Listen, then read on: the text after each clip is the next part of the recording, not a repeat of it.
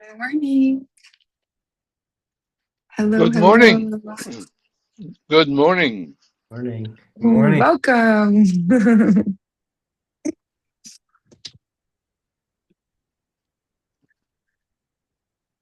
Wonderful. You guys are cozy. I'm cozy too.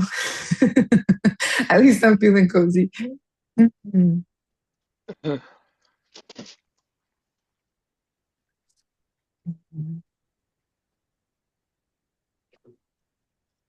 Just taking in this moment of gratitude. Um, because although it seems like I'm hosting this space, um, the space is just as much for me as it is for you. And I feel a lot of gratitude as soon as the call starts. I just feel my heart is so full to know and the gift of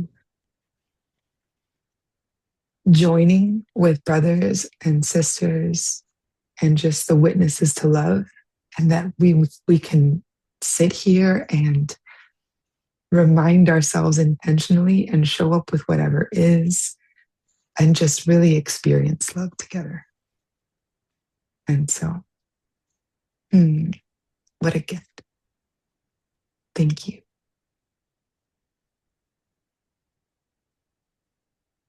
I was led to this part in the text for today that I was like, ooh, this is a good one. This is a good one. I mean, there's so many good ones in the Course in Miracles. Um, but this is about it's the chapter called The Justice of God. It's the beginning. And I thought we could go into it. What is the Christ and what is the body?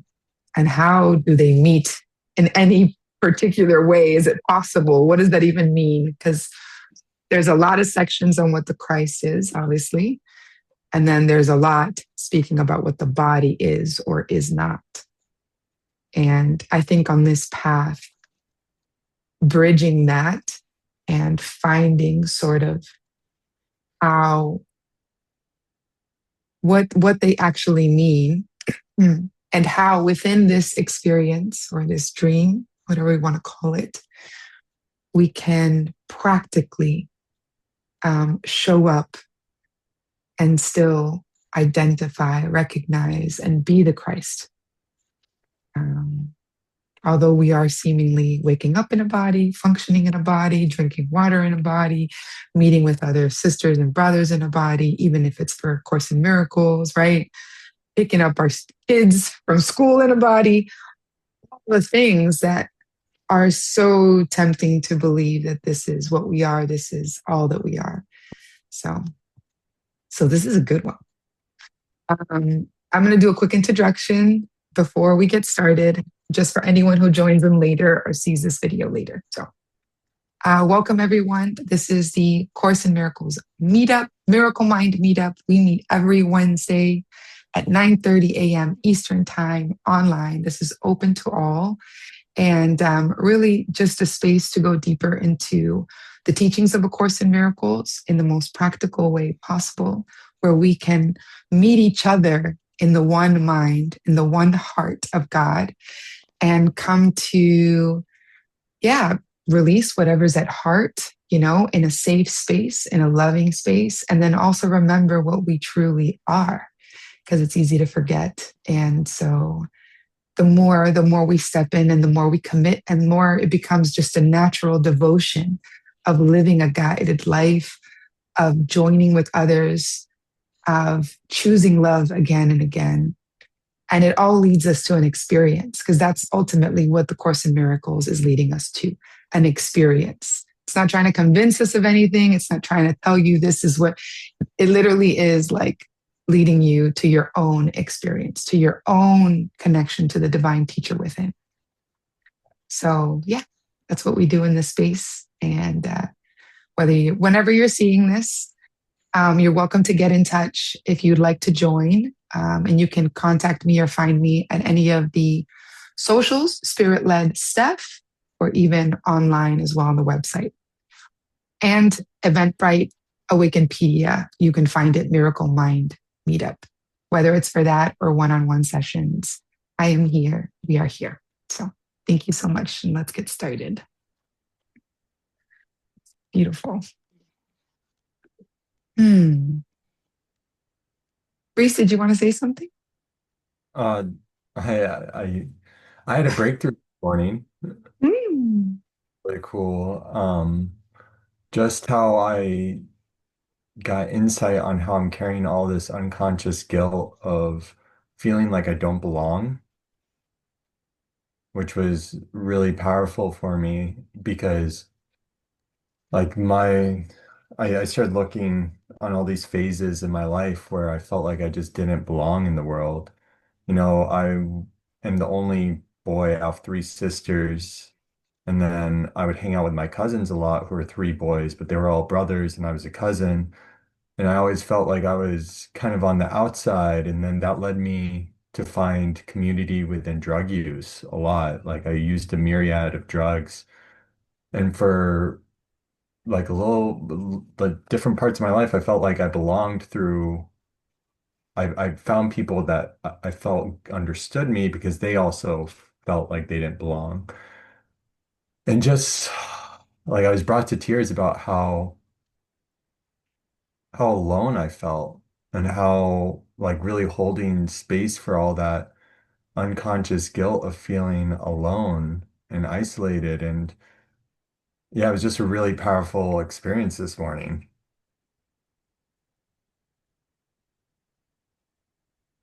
Beautiful. Thank you so much for sharing that. Thank you. Mm. It's interesting. You just moved forward, and maybe you were just moving forward in your chair, but I felt like you had something to share with us. Wasn't necessarily gonna share that, but I mean, since I'm like, well, that is kind of on my heart right now, so it's cool that you, Mm. Yeah, for sure. Isn't that interesting though? I think we all can connect with this idea of like at some point, some I think more than others, with this idea of like not belonging, right? Or like being the outcast, the ugly duckling, the one that isn't so accepted or is different. Um, and we latch onto that for sure. And it becomes just like a mantra. And in teenage years, it could be a full rebel thing, like, no one understands me, no one gets it. But then you gravitate, like you say, we gravitate to others who also are like me against the world, the lone wolf. And it just reiterates, like the course says, like you will always find the witnesses to what you have within. That's for sure. So, um, but the beauty is that we have the awareness of it now, right? And it's there to come up and heal. And shoot, that's a very deep, and I think very common, but still not so easy to pinpoint that it's like not belonging. That is where the wound or the guilt, um, kind of resides. So yeah, thank you so much for sharing that. Yeah, and if you have anything else that comes up. just like I used substances as my placement for God.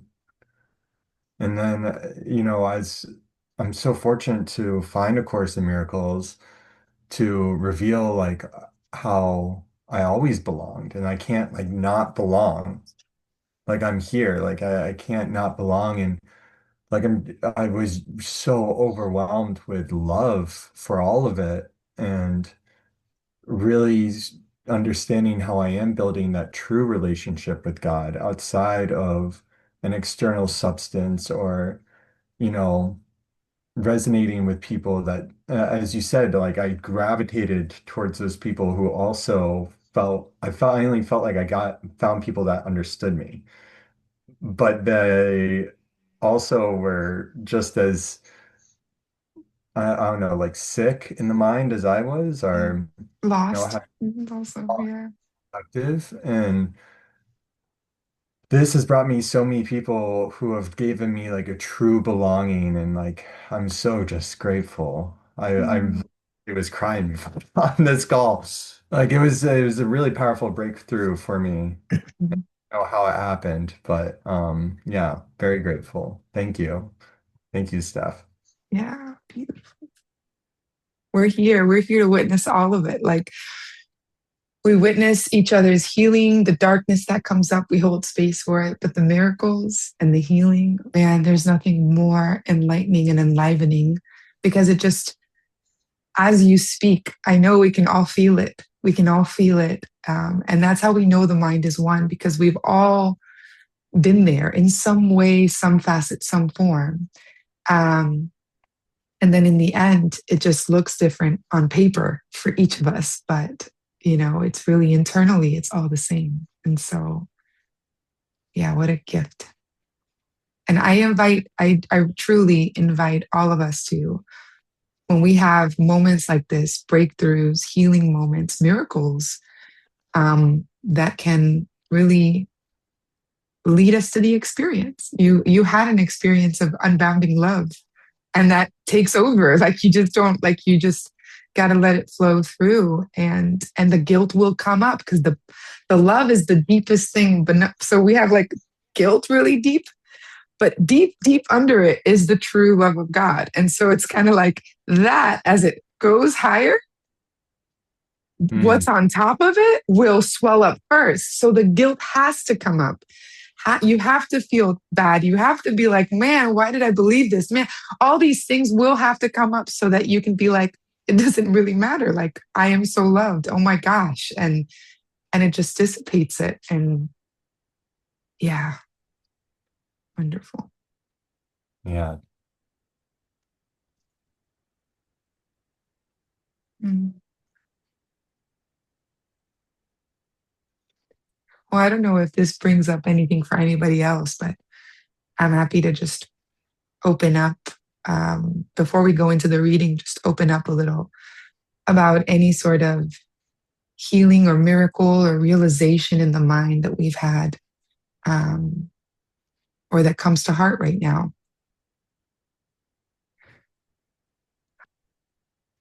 Because this is so beautiful. Mm.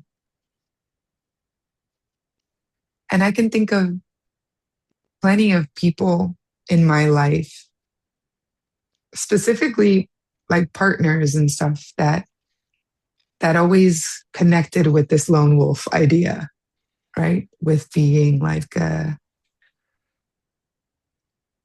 me against the world, or the world doesn't understand. And then having that aspect, like a polarity, which is like the savior complex, right? So that aspect, for example, in me, in the, it's almost like the pleasing aspect, the aspect of wanting things to be okay, of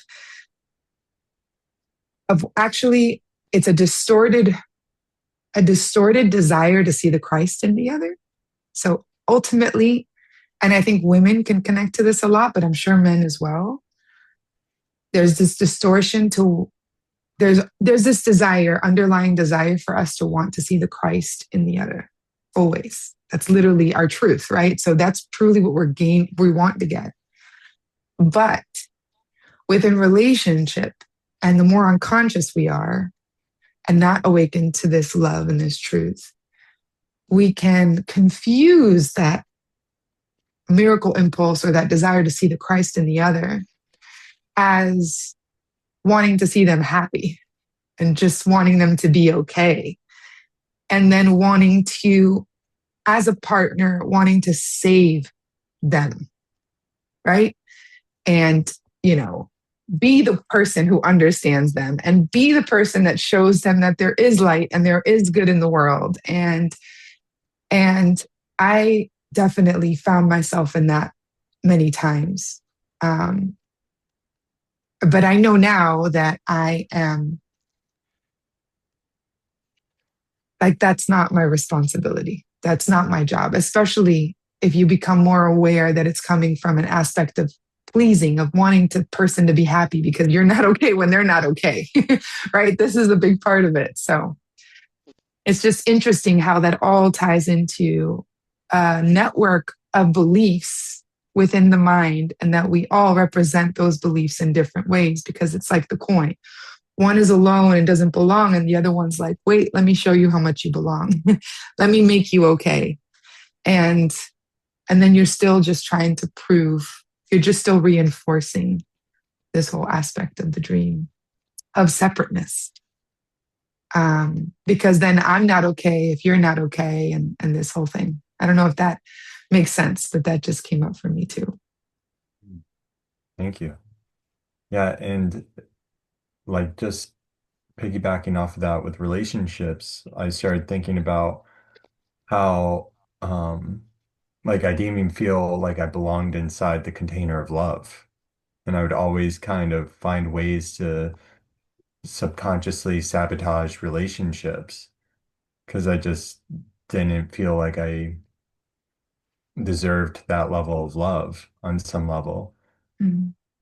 So, yeah, it was, I mean, it's really powerful. And I felt so light after and grateful for that insight. And, like it was so prevalent for a long period of my life, especially like I spent many years being a very heavy drinker and having really strong suicide ideation, and just looking back with so much compassion to that side of myself where it's like you just didn't see that you did belong, and holding that side of myself with care. And now I really want to give it back and pay it forward and tell people like you always belong. Like you cannot not belong. You're here.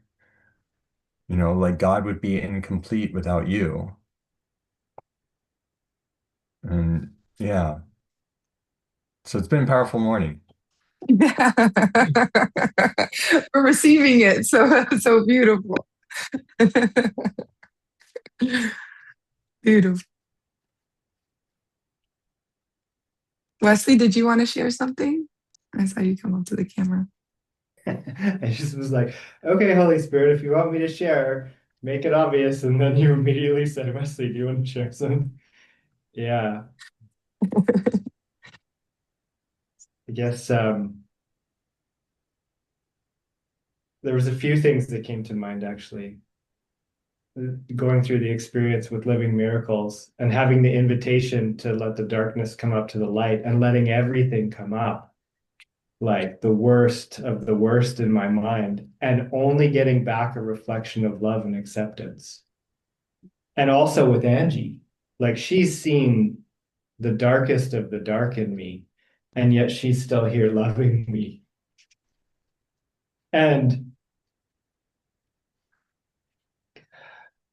yeah, I mean, I notice like through this process of just opening to Jesus to unwind my mind, there's a lot of thoughts of self-attack and self-hatred. Like they'll just come up in my mind and I'll see like images of hitting myself in the head or like stabbing myself in the head with a knife or something.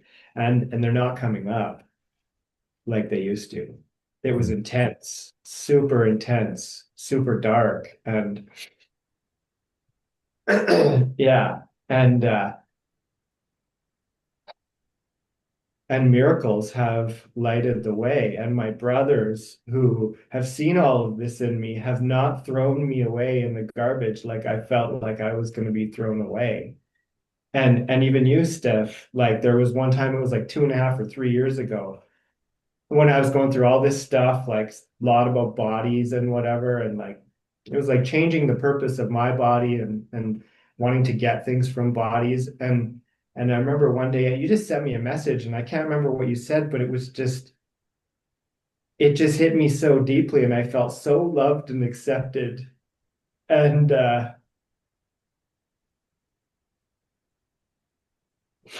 yeah, the self-concept of I'm just a piece of shit, in all of those miracles and all of those joinings with my brother where I've had this stuff coming up and they saw the Christ in me you know, have transformed my state of mind. And that's, that's what I'm doing as a miracle worker. My brothers come to me and say, I'm guilty. And I say, no, you're not. After there was a mystery school of living miracles, and I was doing over the tech team and everything. And it just was really deep for me. And then the day after, I went down to the Malecon, which is like the boardwalk, and I met these two drunk guys, these two drunk Mexican guys, they're homeless. And one guy could barely talk, like he was so drunk. And I just like, yeah, he came over and we joined, and I was like, hey, what's up? And then we ended up started talking about God. And then he left and he brought his friend back to meet me. And at one point in time, he said, I'm a sinner. And I said, you never sinned. And he's like, what? I'm like, you're innocent. He's like, what? What? Oh my God. Oh my God. And he was just like, he was overjoyed. And then we took a picture together. And I mean, that's it. That's this journey. I mean, there is darkness, but that's the truth. It's like we're innocent, and we can love one another regardless of how we appear in the form. And yeah, the scaffolding of the course, just like in the face of the intensity of the ego wanting to hold on to that as the truth, that we're guilty and yeah, just sinful in some way.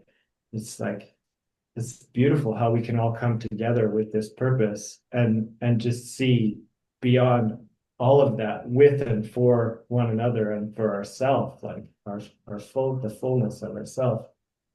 So yeah, thank you for your blessings in seeing that in me, everyone, and may I be able to extend the same gift.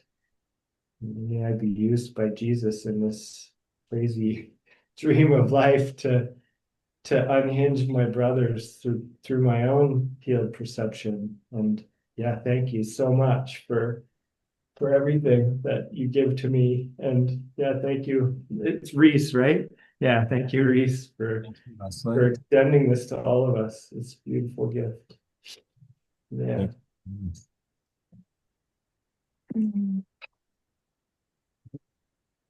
Yeah, so beautiful. And now I can really see and grasp why I was led to this chapter. Because now it's bubbling up in in everything we're talking about.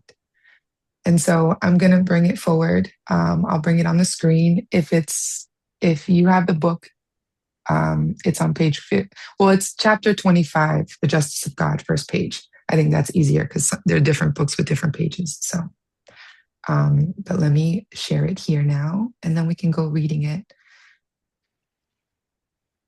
one by one.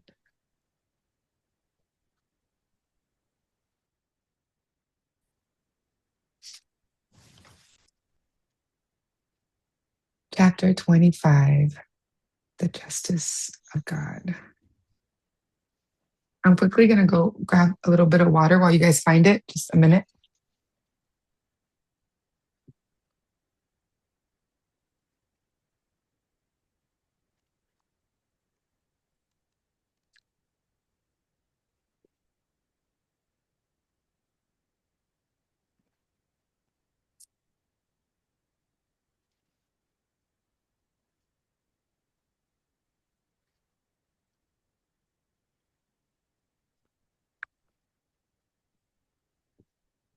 So who would like to read the first paragraph? Morning. Good Hi, morning, how Isabel. are Good you? morning. Let me read. Seems a beautiful chapter. The justice of God. The Christ in you inhabits not a body, yet he is in you. And thus it must be that you are not within a body. What is within you cannot be outside. And it is certain that you cannot be apart from what is at the very center of your life. What gives you life cannot be housed in death. No more can you. Christ is within a frame of holiness whose only purpose is that he may manifest to those who know him not, that he may call to them to come to him and see him where they thought their bodies were. Then will their bodies melt away, that they may frame his holiness in them. Beautiful. I love this line here, although it can feel kind of dark, but I think it's very important. What gives you life cannot be housed in death. And the body, given its temporary nature, its beginning and end, cannot house something that is eternal, right? And so that is, I think, what Jesus is really leading us to. It's not denial of existing in this dream as a body, but it is recognizing that the body is not where the Christ lies, that the Christ is beyond the body, and the body is actually within the entire mind, right? If we're going back to the metaphysics of the Course in Miracles, it's not teaching you that the mind is here within your body. It's teaching you that the body is within the mind. All these bodies are aspects within the mind, believing themselves to be one mind, like individual minds, but really it's just one mind, seemingly split off, right? And we can go into that more and more, but I think that that is also important to note. Let me see, was there anything else that came up? No, let's just keep reading. Who feels to go read paragraph 2? I'll go ahead and do it. All right. Okay, Mike. No one who carries Christ in him can fail to recognize him everywhere, except in bodies. And as long as he believes he is in the body where he thinks he is, he cannot be. And so he carries him unknowingly and does not make him manifest. And thus he does not recognize him where he is.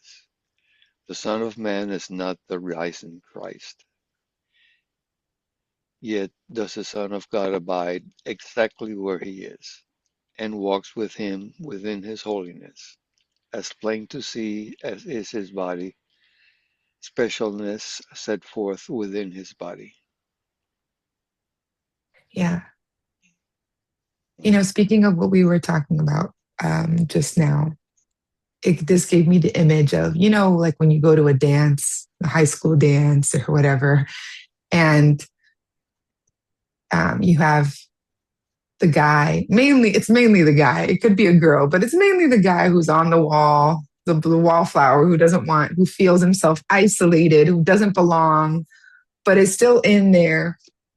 And if in that moment, if you can, if we can transport ourselves to the mind of this child or young teenager, young adult, who in that moment feels himself so different from everybody in that room, who really doesn't belong, right? Going back to what Reese was talking about, who just doesn't feel like he belongs and sets himself to be like this sort of stoic nature, I don't care kind of thing.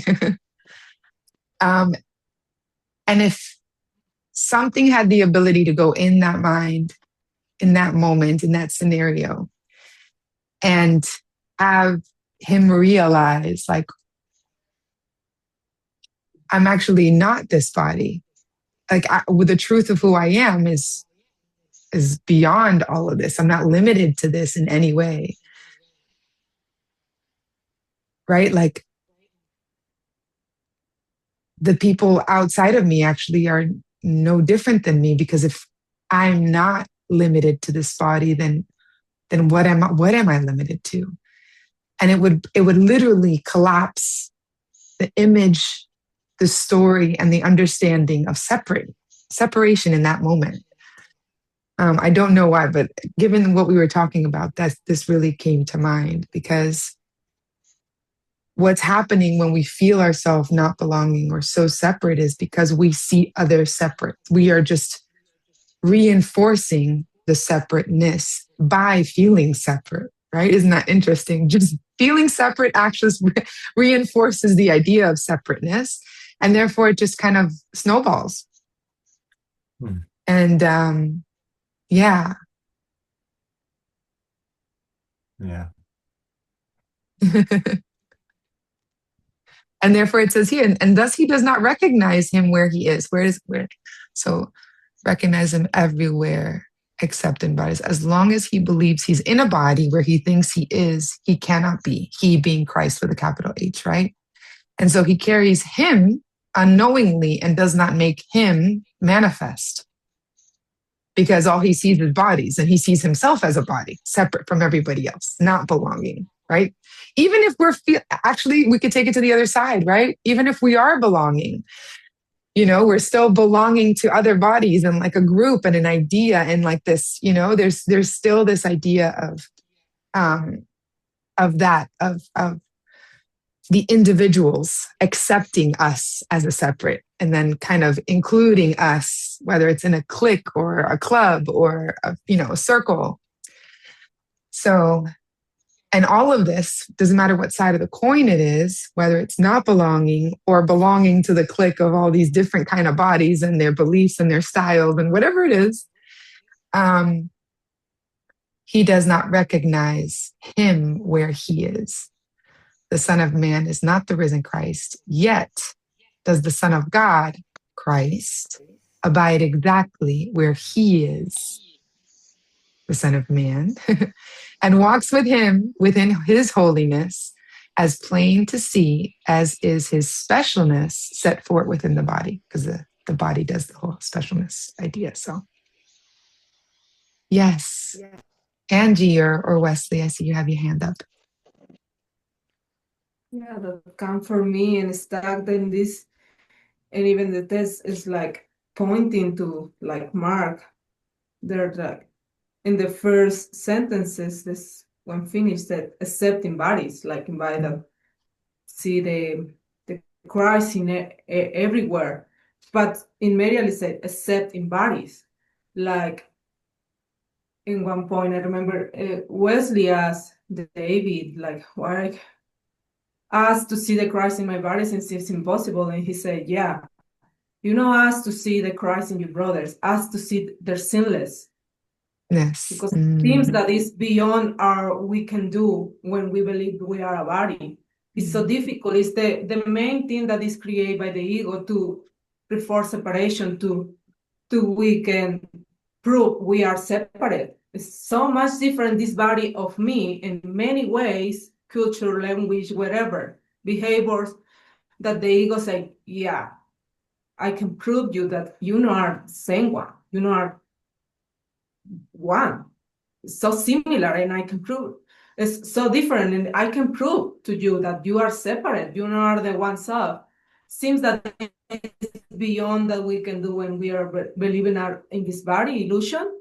And the way out seems that is asking to see the sinless in my brothers, to really go deeply to an experience of the oneness in the one mind, not to try to see the Christ in a body or in a false identity. It's like not focusing that, focusing their sinless, to really go into the unity in the mind that we are in Christ.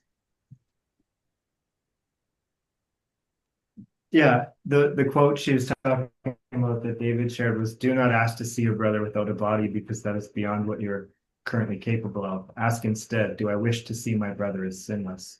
Do I wish to see him as sinless? Where's my desire? Do I want to see? So it's like, ask myself, how do I want to see my brother, really? It is kind of what it's at. Like, and so then be honest. Well, I want to see him as this and that and whatever. That's fine too. Then that needs healing and forgiveness. But it's that. Yeah. And we practice something called the Christ blessing sometimes when the lady would increase. And it's just like, I love you, I honor you, I bless you, you're sinless, you're guiltless, you're innocent, you are whole and complete, you are my holy brother, you are the Christ, you are still as God created you. And so it's just like this affirmative thing over and over and over again to help me see beyond, by recognizing the divinity in my brother, not to negate a body, like pushing something away, what I resist persists, but to actually like open up to the essence or the nature of what that experience is like, by affirming that that's what my brother is, and then in turn recognizing that that's my true self as well. Yeah. Beautiful. Yes. And as Andrew was speaking, I love this section, and it's part of chapter 20. It's right here. I pulled it up and I put it in the chat. Your question should not be, how can I see my brother without the body? Which I think is what we really lead to. Like, oh my God, we get to this point where like, shoot, is the body bad then? And like, what do I do? Like, how do I deny the body? And then it becomes this whole thing about the body. And the truth is, Jesus is like, no, wait, we have to talk about it to like identify what the difference is and where you've been lost in it. But you are, the focus is on, like you said, Wesley, on the experience of truth, right? On the love within, on the Christ nature. And so here it says, ask only, do I really wish to see him sinless? Beautiful. So I copied that whole paragraph so we can all also check it later. And then I'll go back to this. But this is, wow, this is perfect with this reading that we're doing. This is a perfect line to bring in for sure as we continue, because it's very important to take almost like a lightness to the body, right? Like just not give it this heavy emphasis, and try to resist it, like Wesley said. Yes.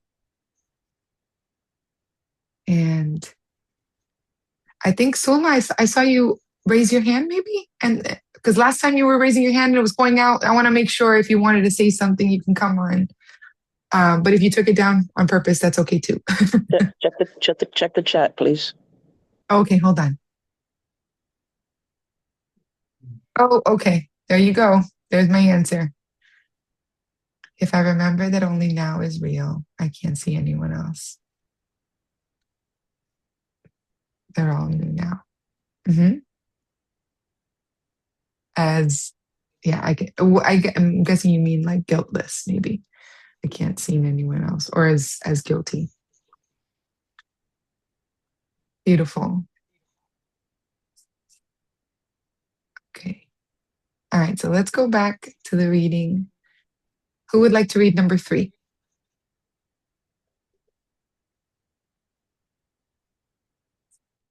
I can go ahead. Okay, go ahead, Mike. Mm-hmm. The body needs no healing, but the mind that thinks it is a body is sick indeed. And it is here that Christ sets forth the remedy. His purpose folds the body in his light and fills it with the holiness that shines for him. And nothing that the body says or does but makes him manifest. To those who know him not, it carries him in gentleness and love to heal their minds. Such is the mission that your brother has for you, and such it must be that your mission is for him. Mm. And that mission becomes awakened, just like Reese was saying, like, I had this experience, I feel this love, I saw, and I could hold space for the lie that I believed for so long, like this illusion. And that in and of itself gives me so much gratitude to want to share it with my brothers, like to let them know that, to help them, just hold the space for them so they can also have the experience of the illusion, of it being an illusion, of knowing the truth of who they are. And we step into that more and more the more we experience it ourselves. And that mission becomes very much alive, like it says in the last 2 sentences. Wesley, did you want to say something or share something? I saw. Yeah, just Angie and I, right before the session started, we finished our daily reading, which was chapter 1, section 5, wholeness in spirit. And I had a miracle reading this because it speaks about the body in a way that isn't like negative. It repurposes it. So I'll read what we read that felt miraculous to me just a little bit. The miracle is much like the body in that both are learning aids for facilitating a state in which they become unnecessary. So it's like, if I take the metaphysics out of context, I'm like, well, I'm not a body, so therefore anything to do with the body, I'm gonna like negate it and throw it away and to say that it's wrong. And Angie and I did that, like exercise bad, eating healthy food bad, like all these ridiculous bypass type things. And Jesus is saying basically like the body has a purpose and a use. And then later in the session, in this section, it says, while you believe you are in a body, however, you can choose between loveless and miraculous channels of expression. So the body can be used for miraculous channels of expression, which is giving it the Holy Spirit's purpose. And then, yeah, there's nothing wrong with it. It just goes about on its busy doings, shining light through communicating the thoughts of God in various forms. And then, yay, it's okay now. I can be a body for a We can while. have now. Yeah. It's not who I am, but I'm happy to be used. Yeah. Yes, yes. Use it while I The got body it. is the body is neutral, is just a Exactly. vehicle in this that's needed in this world, and you can use it for good or you can use it for bad. You can use it to spread hate, or you can use it to go to a course group. Absolutely. That's why going back to so much of what, the course is saying and Jesus is teaching, specifically in the beginning lessons, right, of the workbook, like, I give all the meaning to the thoughts I give, right? Like I give all the meaning. You can put the body in there. I give all the meaning to the body. I give it. Nothing I think means anything. Well, because what if the body? Let's think of the body, right? If the body is absolutely neutral, just like money is neutral, just like all these things that we have identified ourselves with so much. If they are inherently neutral, then what is giving them meaning? Only the mind can give it meaning. And the mind is basing its meaning upon what?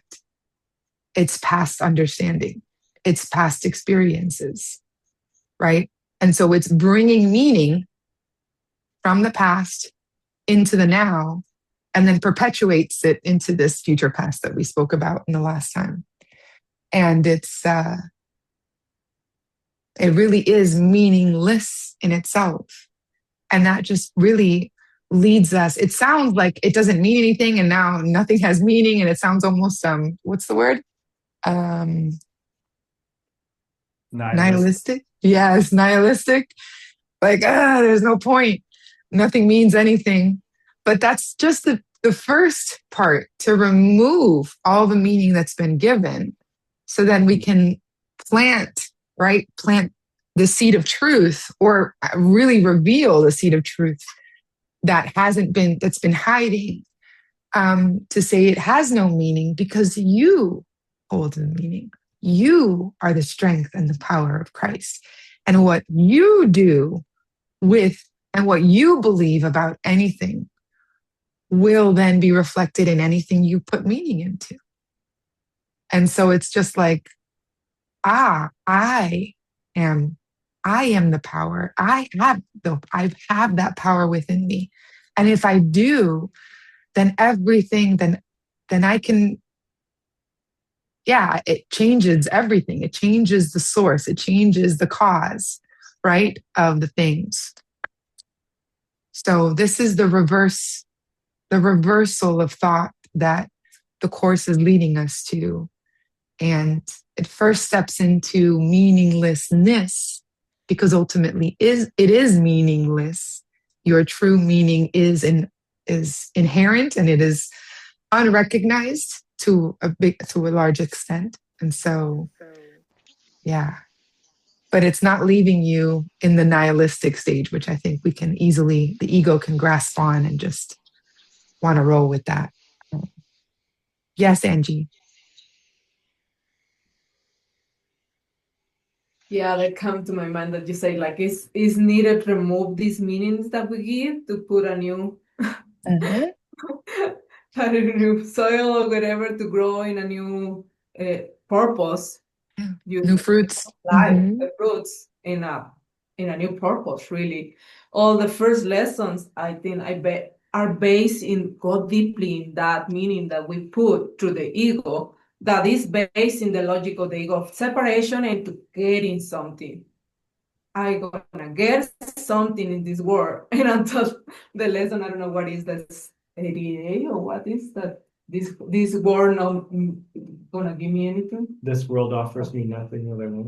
Yeah, Mm. all these previous lessons lead unto their space that is really nothing I can get. Okay, I can let go this getting motive that the ego lead me Mm. in all. This is the purpose, And when it's let go, okay, I'm ready to put a new land and be served for the spirit to give.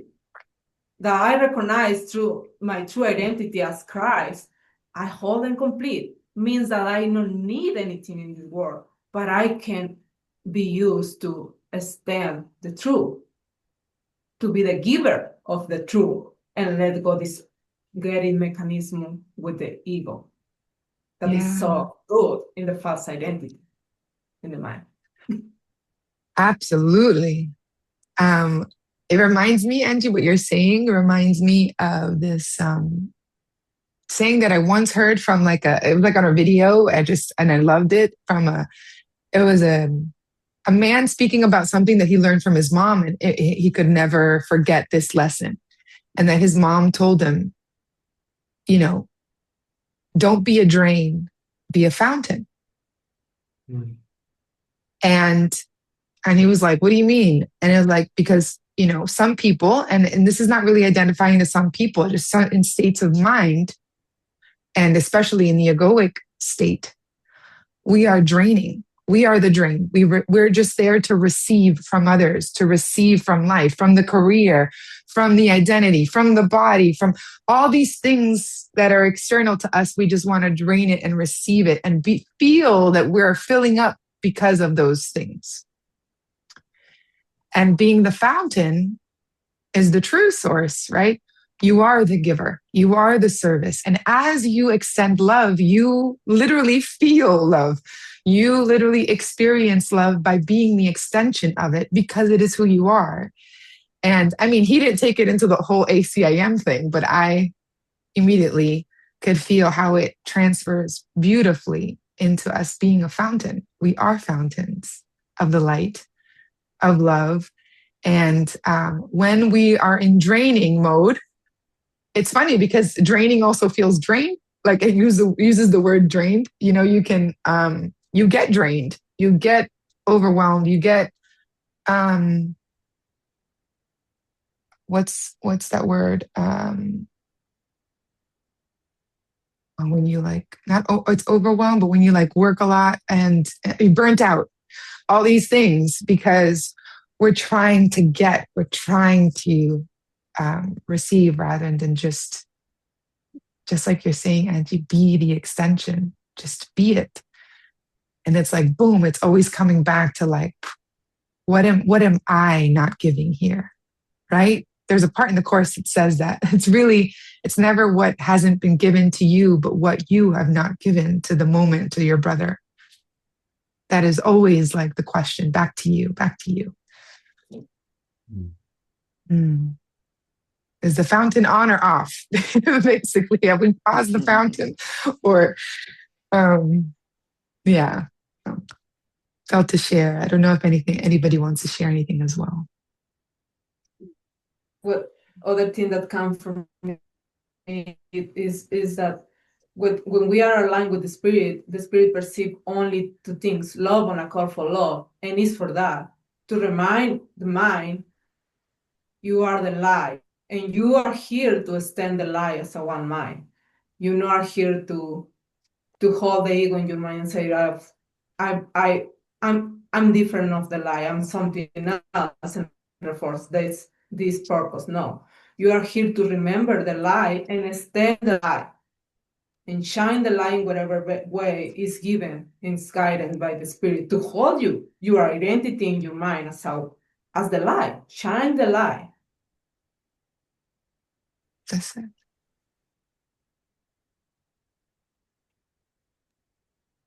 Like Mike's picture. Mike's picture is always this beautiful reminder of like shining the light. And as you shine the light, and it's like this ease, right? Not even, and then it just gets reflected. Isn't that beautiful? Like when we are the bringers of light and when we shine the light, it just life will reflect the light right back to us. And it gets to, and it's not like we're looking for that, because I think that that's important. Sometimes we try to be good, so we receive the good from others, and there's still an agenda under that. It's very important to just be. And some people will be able to receive it. But the thing is that that's how miracles work. We don't know when they are received, in what moment, and how they are extended, and something we can do now or shine now can affect someone later, not when we are able to perceive them physically to have received it or changed or transformed. And that is a deep trust in also the giving, in the power of love, right? In everybody's curriculum and wherever they have to be. And so, yeah, I love it. Mike always has that picture, and it just, in some way or some form, it's always a beautiful little reminder. The light reflecting on the waters of this world. That's right. Yeah. Beautiful. Jonas, welcome. Hello, everyone. Hi. Yeah, you. So, you. I feel kind of happy. And it's funny because I was actually hiding in this meeting, right? And one of the things that I want to hide and that I want to actually don't hide anymore, I want to bring it to the light now, is this guilt of being addicted. And yes, maybe I am a little bit addicted right now, and I can be honest and say I even smoked a joint before this meeting. And I was not even sure that I wanted to go to this meeting. But Spirit guided me here, and I feel very guided just to be honest and say, okay, it's a problem, and I need help, and I want to let it go. And I also want to be gentle with myself in this moment and just allow myself to, okay, it happened. I've chosen these choices to smoke, and it happened. I'm here now.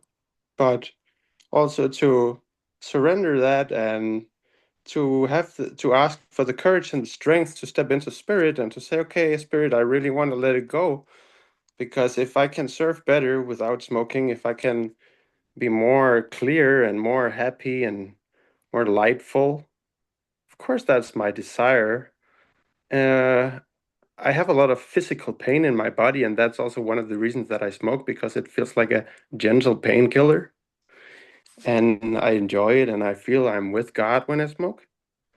But I just want to be very sure now that it's coming from a clear place. And I've made a decision to say, okay, on Friday, that's my deadline. On Friday, I don't smoke more for a while.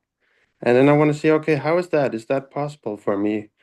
I think I can find something inside me that is stronger than the pain, that I can find a light that is stronger than the pain, and that I hope that I can remember. So yeah, to also share the music and to trust in myself and yes, you. Thank you. Thank you. Thank you for sharing. Mm. You. Mm. We hold the light of truth with you, Jonas, of who you Thank are. We you. hold it. We see it in you, Mm. around you. Just Oh, thank you thank for you. being here. Mm. Thank you. Yeah, I feel also that we are in a strong prayer together. Could also feel it after our last meeting that it was like we just go into Christ together. Mm. And I can really feel the presence of everyone here, and also when we are not in this physical meeting. And that's really beautiful. Yeah,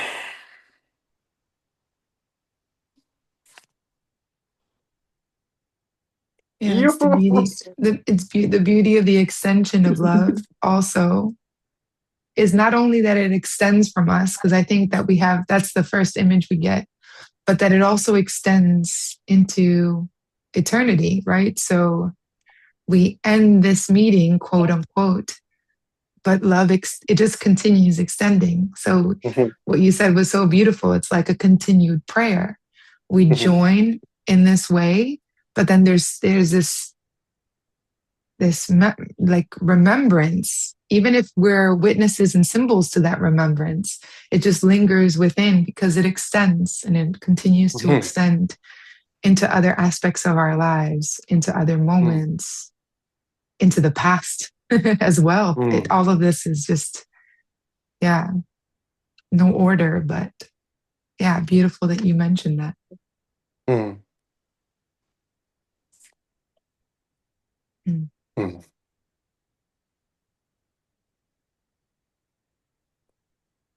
Well, I was thinking we can continue to read what we were reading just a little further.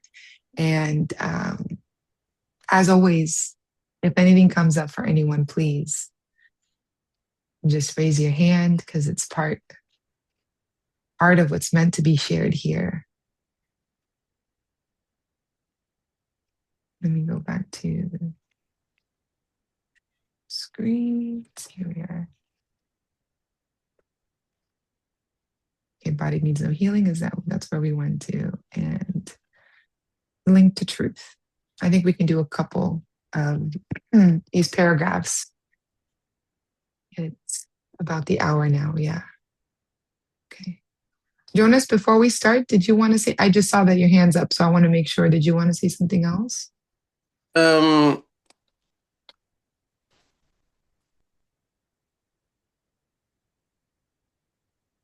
Is it okay that I smoke a joint while we are in the meeting? Absolutely. Thank you. That is yeah, of course. Okay, so the link to truth. I love you. That's it. That's it. Bring the openness. Put it all here together. Mike is cracking up. It's an invitation to enter into judgment, Stephanie. And biting that, which is good. Oh my God. That's beautiful. I love it. Isabel, you're also bringing that up. Yeah, in an invitation to not, yes, absolutely. Do you want to share more of what's coming up for you, Isabel?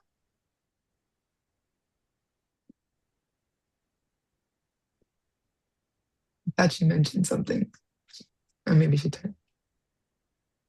I think this only happens in these groups. Can I say this? Where there is spirituality, where what we're doing is removing the obstacles in between peace and love, and the judgment is one of them. So in other groups, even in AA meetings, which also has this spirituality, I will say it's not complete if you don't remove the judgment. And they will tell you, well, go back to step one, let's say. Go back to step one, because you have to declare yourself that you're powerless about it. And, there is judgment in those groups. How to go back and write more things and to forgive yourself. And I guess it is, I don't know if I'm saying this, I don't know, I want to be cited or, but I guess our programs, this type of support group, it's super authentic and pure in the essence of unconditional love. And unconditional love for ourselves. So if I feel going to the sun, let me be in the sun. If I feel going to this group meeting, I mean, well, how beautiful, but I feel like, let me have this something that is helping me, still be there, present 100%. If it's smoking a little bit, it's not going to be containers of, yes, do it every day, do it more, but you are bringing everything of you, being vulnerable and sharing. I want to empower myself to do what works and is healthy, and it's, I don't know, helping to be my light, shine my light, and shine, hopefully, the lights of others. And it's going to be, the Spirit's going to guide us what is best. Little by little, we're going to, leave behind things that it's accommodating us to get there that are unhealthy. Little by itself, you're going to feel that power and the energy to keep doing what is without any other elements, but just the Spirit and the love and these forces. Who hasn't done things? Me, I have done things like that. Sometimes, we go to a meeting or to a place and we have drinks. We have something like, okay, let me see, because I feel nervous. Let me drink a little bit of this so I can, I remember I had an interview on television, and I needed something. I was like not strong. So I said, let me have a little bit of alcohol. Because then I feel like loose, I feel like okay. And I just use it for that. Later on in life, I don't need it. I guess. So we're humans and evolving, So how beautiful to share that. Because the more that we bring a little bit of this dark side to the light, the less shame, the less power we give to that. And more is the power in the light. The power that is magnetic. So thank you for sharing that, opening us to discuss this. Yes, beautiful. It makes me think of David Hoffmeister says this one thing. You mentioned AA, and I don't know so much about AA, but I've heard in different instances, and that in the beginning they have to say, I have a problem. There's an admittance to it. And if we're looking at it from a course perspective, David's saying, we all as course students have to start with one thing. If we can't start with that one thing, then we can't really move forward in anything. And it's admitting I have a perceptual problem. That is the where everything lies. I have a perceptual problem, and if we're here, we all share that perceptual problem. In other words, the way we see things based on our past, based on the ego, based on getting, based on fear. Let's go. Fill in all the blanks. They are allowing for the perception to be aired, to not be correct. And therefore, through the perceptual problem, we try to satisfy ourselves and fill our cups and fill our egos with different things. And it is really at the core of looking at our perception about what is going on versus it's not what I'm doing or what I'm not doing versus what am I perceiving? What meaning do I give to what I'm doing and what I'm not doing? There, it is in the mind. That is where it starts. So it's always taking it back to the mind. Yes, go ahead, Mike. The way the Course was invited into this world was very simple. There must be another way. That's number one, recognizing that there is a problem. And number two, recognizing that I have no idea what to do about it. But there must be something that can give me that. Yes. It's just those two recognitions. Yes, there is a problem.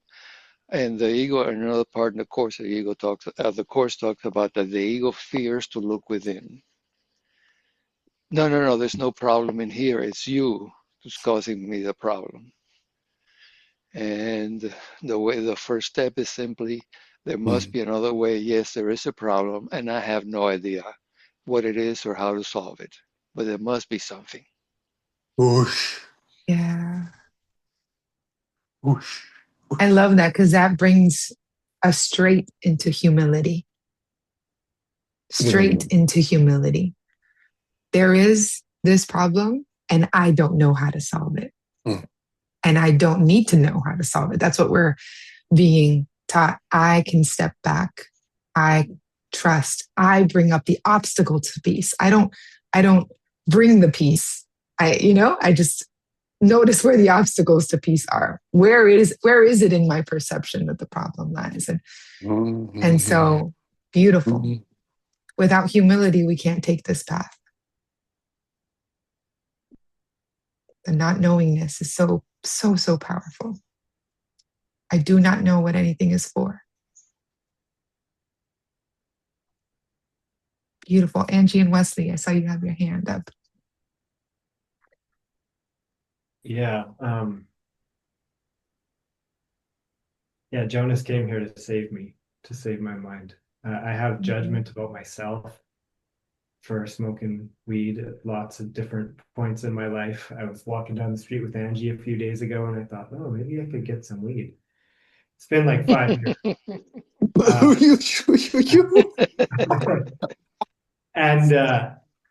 And maybe I would. I even said it to her. Maybe we could get some weed or something. But I see there's judgment in my mind about it. And it's not a judgment about anybody else. It's a judgment about myself, and it's the same thing as everything else. I've separated from God. I've sinned, and so my brother shows up to allow me to ask this question: do I wish to see my brother as sinless? And in that I'm setting myself free. And so Jonas has come here to show me, to give me the opportunity to set myself free. Like, brother, you are innocent. And I want to accept that for myself. I've had that mirror showing up a little bit, like a very close friend who's deeply devoted to the course. And he's just like, oh, I just smoked weed with my brother on Friday. And I just see the judgment there in my mind, but it's not about him. It's a judgment in my mind. It's not even about weed, really. It's this self-incrimination. I separated from God. And it has to come back to that point.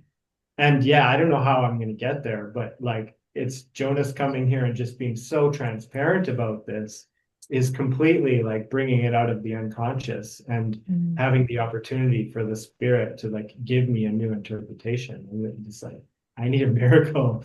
I need a miracle because I don't want to be in jail anymore, and I don't want Jonas to be either. And so we can be free together. Yeah, I want to. Beautiful.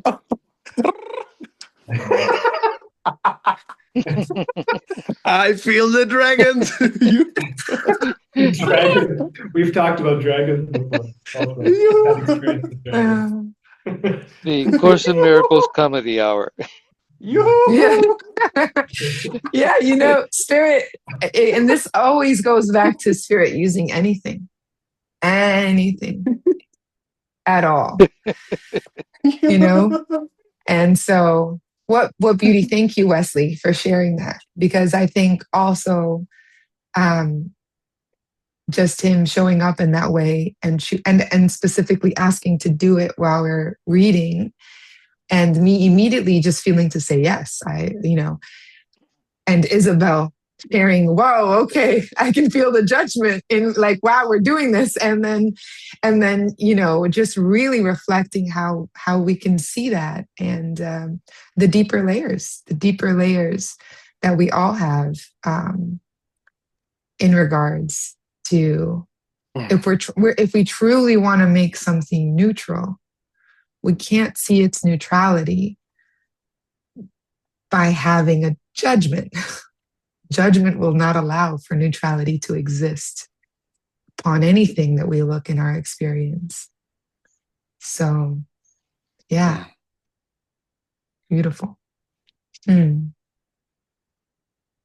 right, and I see Angie has her hand up. We'll take this so she can say, and then we'll read maybe first or second paragraph and start closing it out. But I can feel the power of this session. I'm very, very grateful for all that is here.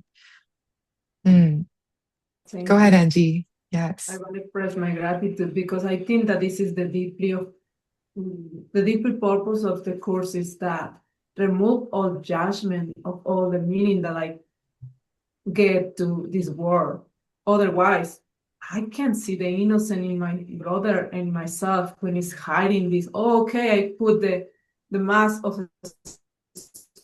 spiritual and it's again of the ego purpose. Oh, this is okay, this is good, but this is bad, and there is separation. And if I don't willing to look at everything neutral with the spirit and remove all judgments that are hiding in the mind, I can perceive the innocent in my brothers, and I can perceive the innocent in myself, because they are the mirror of my whatever I perceive about me that is no neutral to perceive my innocence. And David always pointing, yeah, like you need to remember, never do anything good and anything bad, and nothing that this body doing affect your holiness. You need to go deeply in the mind that doesn't matter what the body is doing, but need go into the deeply judgments in the mind to remove all of meanings and accept Yes. that it's unchangeable. My true identity. I can't let go this purpose of the ego of good and bad and only to the purpose. I never know what anything is for and what is serve my purpose here or my brothers. I never know. Yeah, thank you. Yes. Beautiful.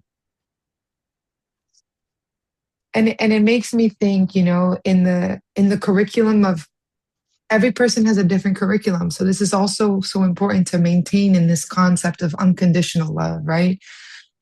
It works differently for different people depending on what their quote unquote story is. So if I'm coming from a space of past addiction and deep, whatever it is that my story is, and I've now found a path that does not include drugs and has revealed things to me, for example, and I find peace in that. And, there is a seeming progress in time where the healing is happening.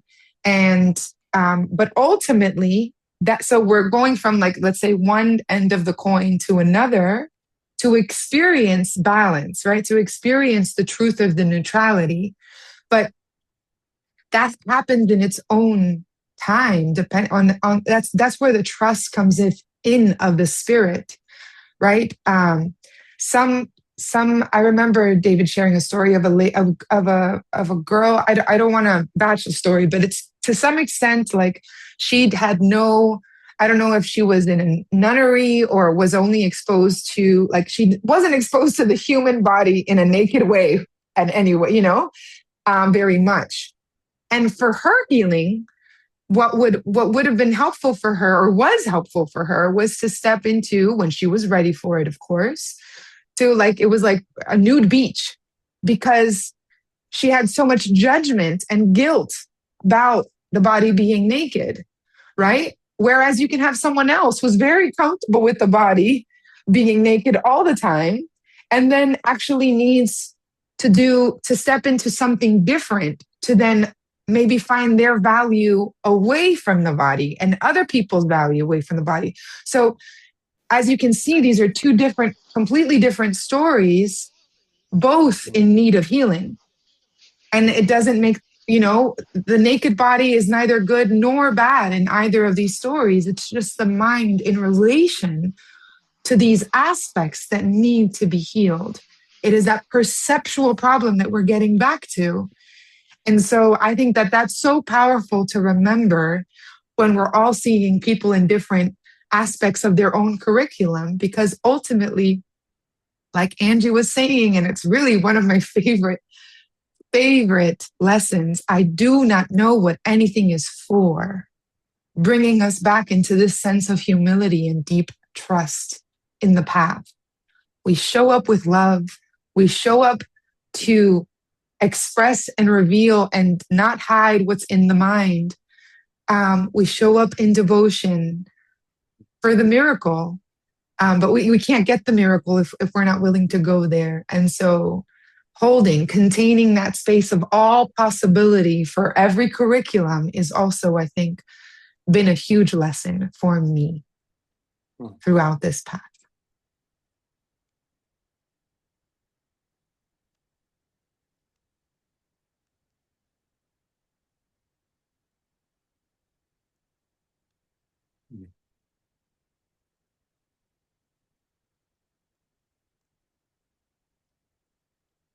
So thank you to each and every one of you, each and every one of me.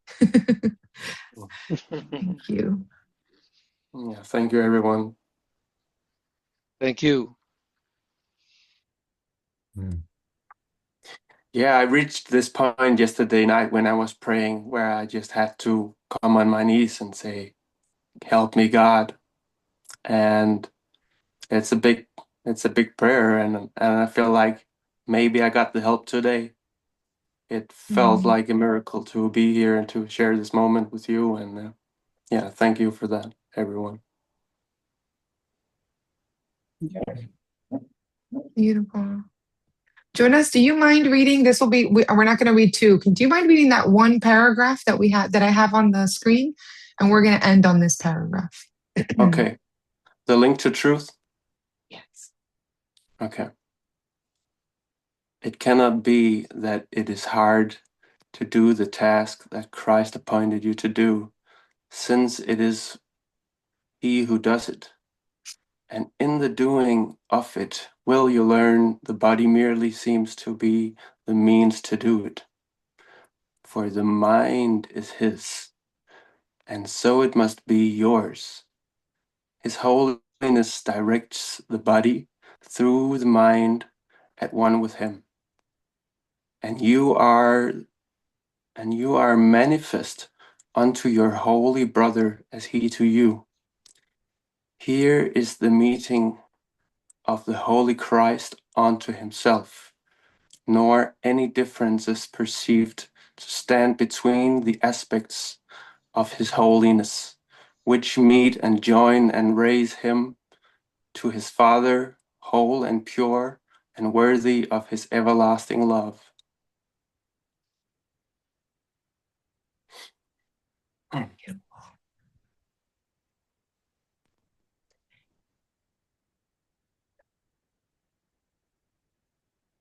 His holiness directs the body through the mind at one with him.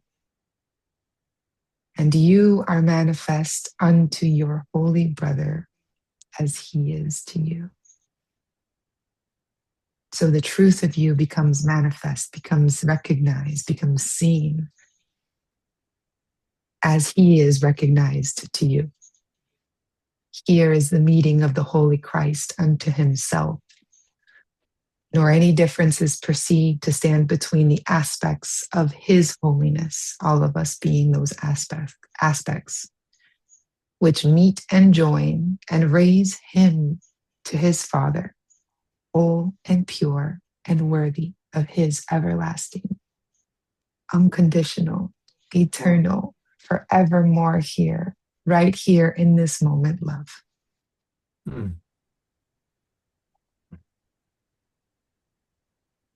And that is what we have just experienced together. I can say I've felt that. So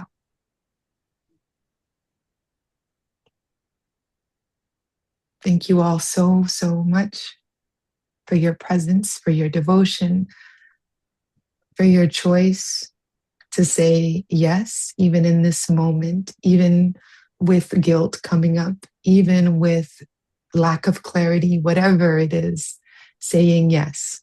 Not just because you're here in this group per se, but just saying yes to truth. Yeah. Yes to the Yes. Christ. Yes. Yes. Say loud. Yes. Otherwise it's not powerful.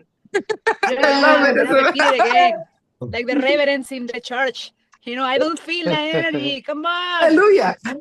Hallelujah. Jesus, praise the Lord. Thank you, John. Oh my God. Let me join the dance. The dance of the spirit. Oh my goodness, how beautiful. It's contagious. Right? Yes, Tinku, yes. tinku, Ashe, tinku, the ashe. tape, a little salsa coming up. Yeah, let's add the music. Thank you, God. Thank you for the spirit here. Thank you, God. Amen. Thank you. Thank you. Amen. Beautiful. Mhm. So much A love. beautiful rest of the week. Yes. Shine your lights. I can feel it all the Yeah. way over here. Thank you. Thank you, What a Steph. blessing. Mwah. Beso. Oh, Chao. besos. Ciao, ciao. Lindo día, Estefanito. Thank you. Un abrazo a Thank todos. you. Much love. Ciao, ciao. Thank you.